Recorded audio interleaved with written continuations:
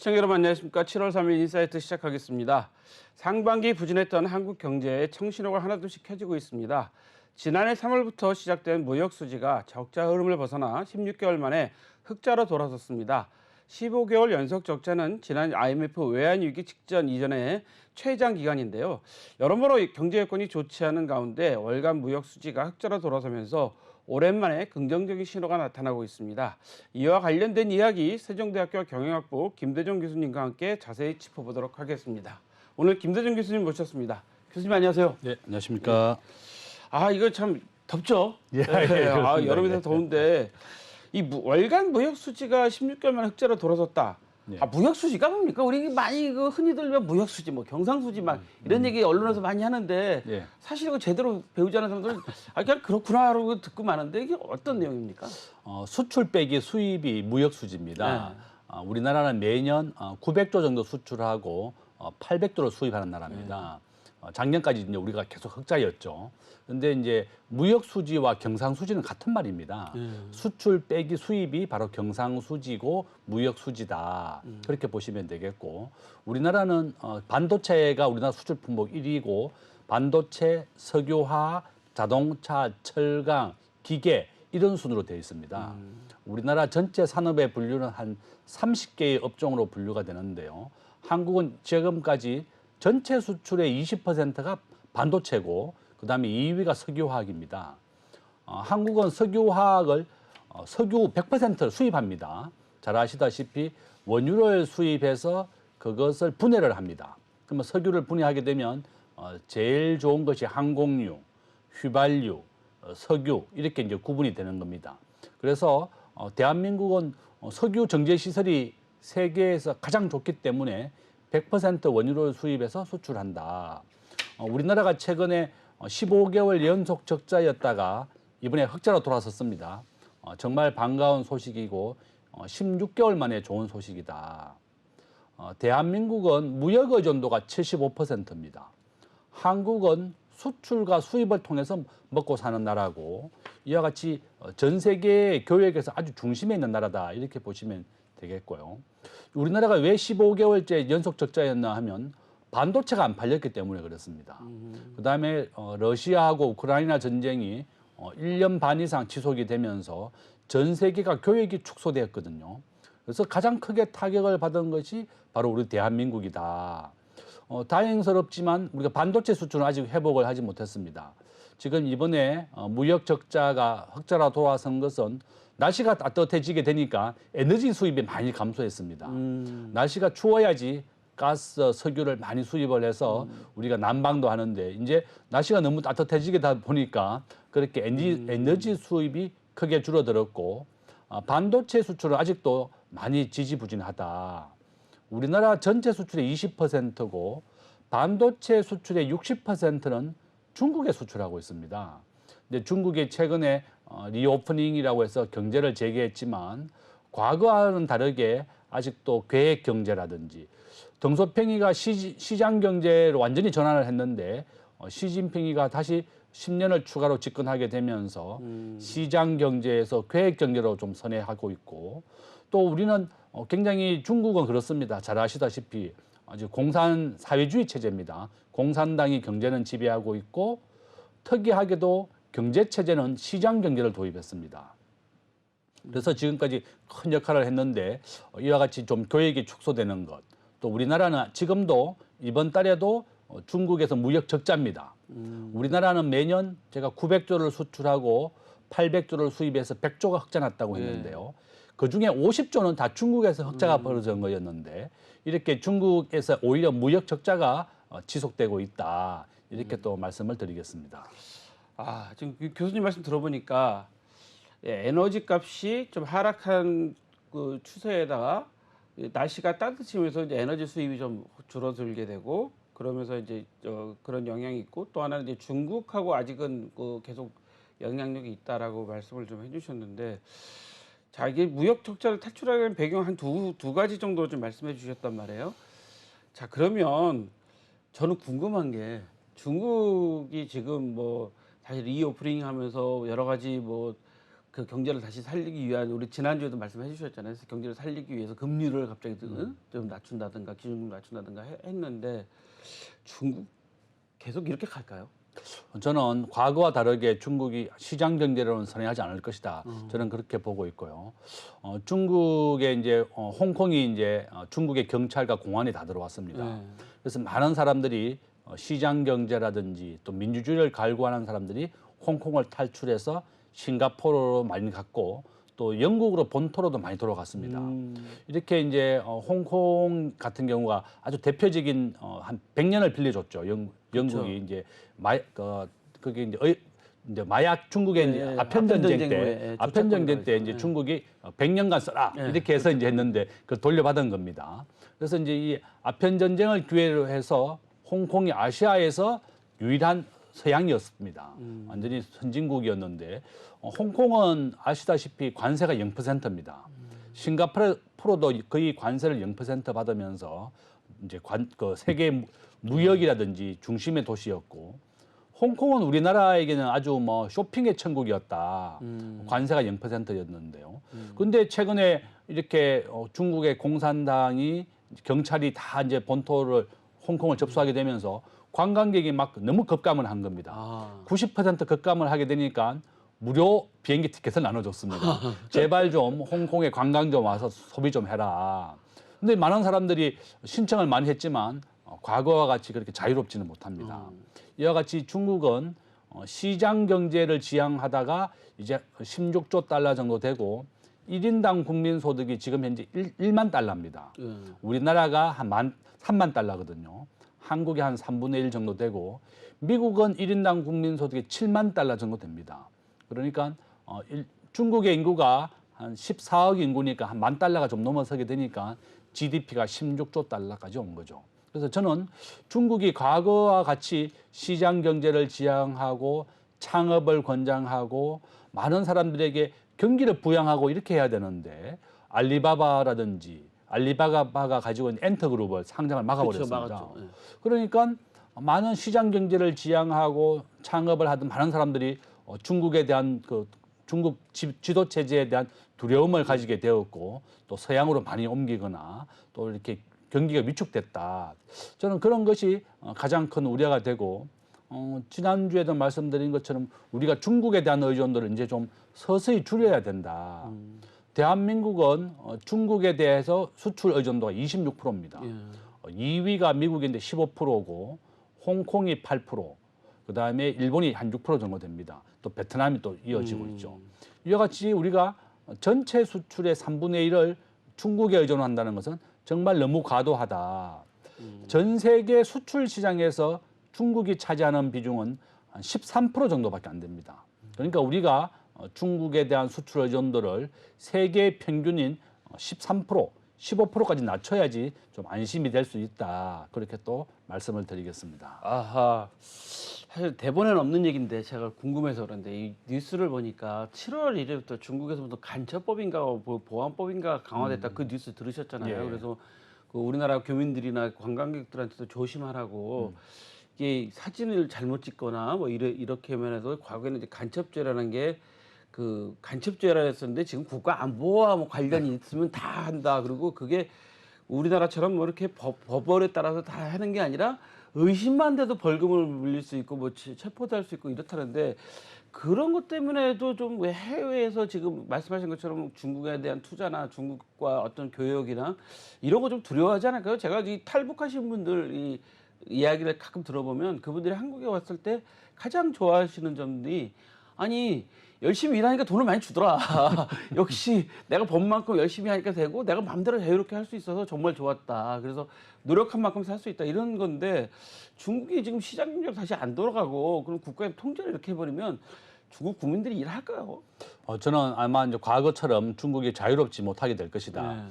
시진핑은 앞으로 30년 정도 이제 지금까지 20년을 했고 앞으로 10년을 더 하게 됐는데 본인이 이제 주석 체제, 독점 체제를 하게 됐습니다. 모택동 다음으로 가장 장기 집권을 하게 됐고 지금 중국에 대한 경제도 저는 시장 경제를 지향하고 누구나가 창업을 하고 활발하게 할 수 있었고 또 할 말을 했었던 그런 거에 비하면 이제는 통제 국가, 또 공항 국가가 됐다. 그래서 이제 중국에 여행 가는 것도 저는 개인적으로 굉장히 좀 겁이 납니다. 지금 이제 저는 이제 북한도 김정은이가 스위스에서 유학을 했습니다. 그쵸. 중학교, 고등학교까지 나왔기 때문에 시장 경제를 좀 받아들여서 북한도 이제 본인이 스위스에서 공부를 하고 스위스 시장을 봤습니다. 그래서 이제 훨씬 좋아질 것이라고 생각했는데 그 이하로 절대로 시장을 개방하지 않았습니다. 중국도 마찬가지입니다. 시장을 개방하고 교역을 확대하고 또 계획 경제가 아니어야 되는데 다시 공산주의 체제인 계획 경제로 돌아가고 있고 개방 경제가 아니라 폐쇄 경제로 가고 있습니다. 그래서 저는 이제 우리 가족을 데리고 내가 중국을 여행을 못 가겠다. 저는 항상 사람들에게 얘기합니다. 가급적이면 여행은 선진국으로 많이 가서 선진국에 없는 것을 한국에 가져와서 사업을 그쵸. 성공한 사람들 많습니다. 그쵸. 그래서 선진국 여행이 좀 안전하다 이렇게 저는 말씀을 많이 드리고 또 미국에는 있는데 한국에 없는 거 이번에 뭐 햄버거 새로운 거 많이 들어왔습니다. 뭐 파이브 가이즈부터 있고 많이 들어왔는데 미국에는 있고 한국에 없는 그런 브랜드라든지 햄버거든지 이런 것도 한국에 가져와서 새로운 신산업을 하는 분들이 많습니다. 이와 같이 선진국 여행 가는 것이 가족 여행에는 안전하다. 또 그렇게 또 말씀을 드리겠습니다. 저도 좀 이야기 들었는데 이번에 그 미국의 햄버거 새로운 브랜드들이 많이 들어오다 보니까 한국 맥도날드도 새로운 서비스 시작했다고 그러더라고요. 저는 아직 안 가봤는데 자리까지 갖다 준대요. 이런 서비스 그러니까 점점 경쟁자들이 생기면 서비스도 좋아지고 뭐 식품의 질도 높아질 수밖에 없는데 자 이제 우리가 지금은 그 15개월 만에 이제 지금 좋아졌다 그러는데 16개월 만에 이제 무역 적자를 탈출했다 그러는데 일단 빨간불이었다가 일단 파란불이 싹 켜지려고 지금 그러는 건데 아직 안심하기 이르다. 우리 수출 전체로 좀 어렵다. 근데 반도체 업황이 여러 가지인데 오늘 또 반도체는 또 주가가 좀 많이 올랐어요. 그럼 이 부분 좀 어떻게 보십니까? 앞으로의 우리 그 수출 전망, 뭐 반도체를 포함해서 다. 저는 우리나라 수출 전망은 이제 하반기로 갈수록 훨씬 좋아진다고 봅니다. 주가라고 하는 것은 경기의 6개월 선행지수입니다. 삼성전자가 2달 전부터 반도체를 감산을 시작했습니다. 20% 감산을 했고 반도체 가격이 회복이 되지 않는다 그러면 5%씩 추가 감산을 계속하기로 했습니다. 삼성전자는 지금 현재 중국에 가장 큰 공장이 있습니다. 중국 시안에 있는데요. 35조 원을 투자해서 전 세계에서 가장 큰 반도체 단일 공장이고 하이닉스도 중국에 한 35조 원 정도 투자했습니다. 그러니까 우리나라가 중국에 가지고 있는 공장이 한 70조 원 정도나 되는 세계 최고의 공장을 중국에 설치해놨는데 미국은 그렇습니다. 미국은 반도체의 특허를 본인들이 한 70% 독점을 하고 있고 일본은 반도체 소재, 부품, 장비, 소부장을 또 생산하고 있습니다. 이제 실질적으로 반도체를 생산하는 것은 대만의 비메모리 반도체, 대한민국은 메모리 반도체를 생산하고 있죠. 한국은 메모리 반도체의 80%를 거의 독점하고 있습니다. 대만은 비메모리 반도체를 독점하고 있는데 반도체를 100이라고 했을 때 비메모리 반도체가 오히려 한국이 생산하는 메모리 반도체는 35%밖에 안 됩니다. 비메모리가 훨씬 크다. 65%, 70% 가까이 되고요. 비메모리가 뭔가 하면 스마트폰을 우리가 이용할 때 걸 때 이 반도체가 작동하는 겁니다. 그래서 이렇게 순간적으로 우리가 전화번호를 저장한다든지 이런 것은 다 메모리에 저장이 되지만 우리가 접촉을 하거나 기기를 연결할 때는 비메모리가 이용되는 겁니다. 그래서 비메모리가 더 중요하기 때문에 삼성도 메모리 반도체가 80%, 비메모리는 한 17% 정도밖에 차지를 안 했는데 앞으로 이 비메모리에 대한 영역도 높이겠다. 그렇게 얘기했고 저는 뭐 최근에 뭐 챗 GPT라든지 인공지능 반도체라든지 계속 성장하고 있습니다. 지금 전 세계에서 반도체 기업의 1등은 엔비디아라는 회사인데요. 이 대만의 출신이 만든 기업입니다. 빌 황이라고 하는 사람이 만들었는데 이제 미국에 이민을 가서 만들었죠. 그래서 이 사람은 과거에 이제 그래픽 카드, 우리가 게임을 하는 그래픽 카드 중심이었는데 이 인공지능 반도체를 생산을 시작하게 되면서 이 주가가 올해 들어서 200% 올랐습니다. 이와 같이 삼성전자의 시가총액이 지금 현재 기준으로 한 400조 원 정도 됩니다. 한국의 전체 시가총액이 한 2,500조 정도 되니까 25%를 차지하고 있다 이렇게 볼 수 있는데 엔비디아의 시가총액이 오늘 현재 기준으로 1조 2천억입니다. 삼성전자의 3배 정도 된다. 애플은 오늘 현재 3,600조, 삼성전자의 한 7배, 8배 정도를 살 수 있을 정도로 주가가 많이 커졌습니다. 이와 같이 전 세계가 IT라든지 인공지능을 기점으로 해서 크게 반등을 하고 있다. 우리나라 삼성전자도 정말 긴장을 하고 이 AI 반도체 등으로 이제 전환을 해야 되겠고, 우리나라의 인터넷 기업도 마찬가지입니다. 네이버, 카카오 지금 지지부진합니다. 지금 아마존도 인공지능을 이용한 웹을 시작했고, 구글은 바드라고 하는 것을 만들어냈습니다. 마이크로소프트는 최근에 가장 급등을 했는데요. 빙이라고 하는 검색어에다가 인공지능과 챗 GPT를 도입을 했습니다. 그래서 세계 시장 검색 시장을 주도하고 있고 90% 정도 하고 있습니다. 구글과 마이크로소프트. 한국의 네이버와 카카오의 주가가 떨어지는 이유도 바로 검색 시장에서 계속 감소하고 있습니다. 점유율이. 우리나라에서는 구글과 마이크로소프트가 시장을 계속 침범하고 있다. 그래서 우리나라 기업도 정말 긴장을 해야 되겠고, 저는 정부에도 좀 얘기를 하고 싶습니다. 네이버와 카카오의 시가총액이 구글의 2%밖에 안 됩니다. 그러니까 구글의 지금 시가총액이 한 2,000조 정도 되는데요. 네이버와 구글의 시가총액은 20조, 30조밖에 안 됩니다. 그래서 한국에서는 독점하고 1등이라고 해서 정부가 규제를 하고 있지만 세계 시장으로 봐서는 정말 1%, 2%밖에 안 되는 기업이다.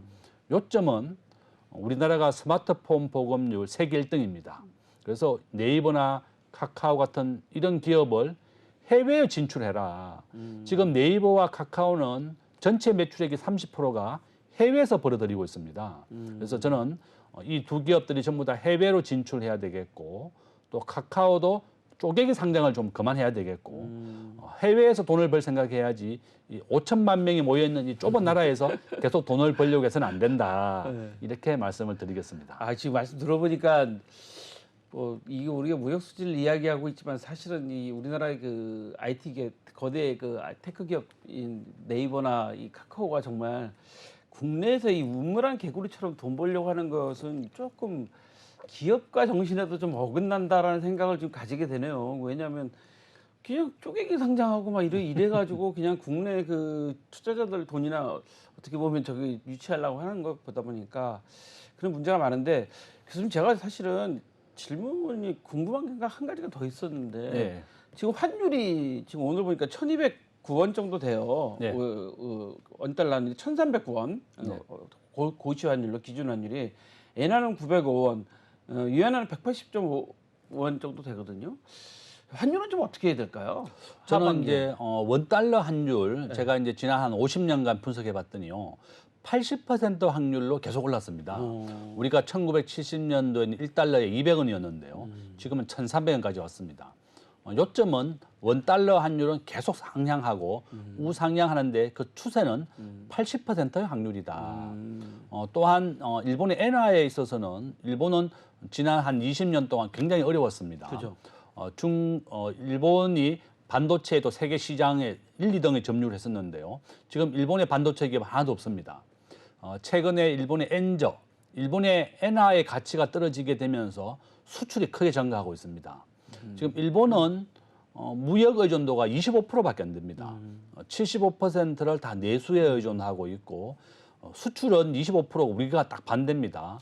대한민국은 수출의 의존도가 75%고 내수 의존도 25%밖에 안 됩니다. 그래서 일본의 엔전은 계속 좀 떨어질 것이다. 엔화의 가치가 떨어진다고 하는 것은 내가 양말을 수출했을 때 일본에서 엔화로 바꿨을 때 엔화의 가치를 더 많이 받는다는 겁니다. 옛날에는 100엔을 받았다 그러면 지금은 150엔을 받는 겁니다. 그러면 일본의 수출업자는 계속 수출이 증가하게 되는 거죠. 엔화의 가치가 떨어질 것이다. 저는 그렇게 보고 있고요. 그래서 이제 뭐 한국의 원화를 가진 사람들도 엔도 투자를 해야 되지 그렇죠. 않느냐, 뭐 그런 얘기를 많이 합니다. 났더라고요. 시가총액 비중으로 본다면 전 세계 기준으로 미국이 60%를 차지합니다. 일본에는 6%, 중국은 5%, 한국은 1.5%입니다. 그래서 제가 항상 누누이 말씀드리는 것이 내가 주식을 투자한다 그러면 세계 1등 주식을 해라. 바로 애플입니다. 애플은 계속 우상향하는 그래프고 환율이 계속 올라가기 때문에 우리가 원화 환율의 위험을 방지하기 위해서는 달러를 가지고 있는 것보다는 미국의 이렇게 우량한 주식을 가지는 것이 훨씬 좋다. 또 이렇게 말씀을 드리겠습니다. 아, 교수님, 뭐 시간이 팍팍 흘러가는데 제가 여쭤보다 보니까 자 이제 휴가철이잖아요. 7월 때부터 네. 방학 휴가가 시작돼서 이제 무역 수지는 개선이 됐는데 경상 수지, 이게 해외여행도 많이 가시잖아요. 요즘에 보니까 뭐 제주도를 가는 일본을 간다, 더 싸다 버려서 해외여행 나가는데 하반기 흐름은 좀 어떻게 예상하십니까? 저는 아마 하반기에도 계속 우리나라의 경상수지는 훨씬 좋아질 겁니다. 지금 현재 우리가 이번 달에 처음으로 16개월 만에 경상수지 흑자가 됐습니다. 우리가 흑자라고 하는 것은 우리 개인의 가정도 마찬가지입니다. 우리 집에서 돈을 벌어오는 돈보다 지출이 많으면 우리가 적자가 되는 거고, 우리가 벌어오는 돈이 지출이 좀 작아서 돈이 남는다 그러면 바로 흑자가 되는 거죠. 우리 국가도 이번 달부터 다시 이제 흑자로 돌아섰고, 아마 하반기로 갈수록 한국의 흑자폭은 더 증가할 것이다. 우리 대한민국은 메모리 반도체 80%를 점유하고 있습니다. 반도체에 대한 가격을 계속 인하했기 때문에 반도체 가격이 이제 정상화되어 가고 있는 와중이고, 인공지능 반도체라든지 전 세계가 4차 산업혁명으로 더 진화하고 있습니다. 그렇다 그러면 한국의 반도체도 크게 영향을 줄 것이고, 반도체 가격만 정상화된다 그러면 우리나라는 당연히 흑자국이 되는 겁니다. 그래서 저는 항상 너무 걱정을 하지 마라. 긍정적인 사람이 70%가 부정적인 생각을 가지는 30%를 항상 이겨왔습니다. 그래서 항상 경제를 긍정적으로 생각하시고, 또 내가 어떤 곳에 투자해야 될지 잘 모르겠다 이러면 부동산은 우리나라 전체 국민의 70%가 가지고 있는데요. 이게 한 80% 확률로 계속 올랐습니다. 지금 은행의 대출 금리가 6%까지 내려왔거든요. 부동산 대출 금리가 7에서 8%를 넘어서게 되면 부동산 가격이 내리게 되지만, 은행 이자가 6%, 7% 이하로 내려오게 되면 집값의 상승이 은행 이자보다 더 높아지게 되는 겁니다. 바로 그런 이유 때문에 부동산이 상승하고 있는 것이고, 주식이나 가상화폐 전부 다 은행의 이자가 낮아지게 되면 자산이 같이 올라가게 되는 겁니다. 그래서 긍정적인 생각을 가지시고, 어떤 분야인지 잘 모르겠다 그러면 항상 1등을 투자해라. 미국은 애플, 한국은 삼성전자, 뭐 비트코인, 항상 업종 1등에 투자하는 것이 가장 좋은 투자의 방법이다. 또 이렇게 말씀드리겠습니다. 네, 지금까지 세종대학교 경영학부 김대중 교수님과 함께 말씀 나눠봤습니다. 오늘 나와주셔서 감사합니다.